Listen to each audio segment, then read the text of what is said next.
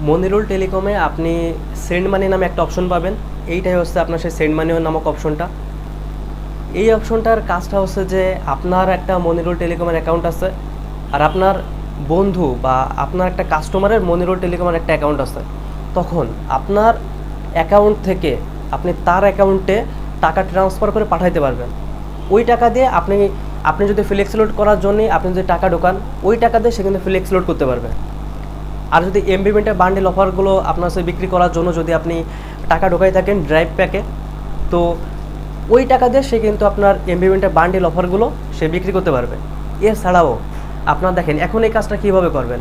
এই অপশনটায় ভিতরে যাবেন, যাওয়ার পরে তার ইউজার নেম দেবেন। ইউজার নেমটা কই থাকে, এই দেখেন এইটা হচ্ছে ইউজার নেম, এইখান থেকে সংগ্রহ করতে হয়। তারপরে কত টাকা পাঠাবেন, পিন নাম্বার দেবেন, ব্যাস হয়ে গেল। আর ভিডিওটা যদি ভালো লেগে থাকে তাহলে অবশ্যই একটা সাবস্ক্রাইব করে দেবেন।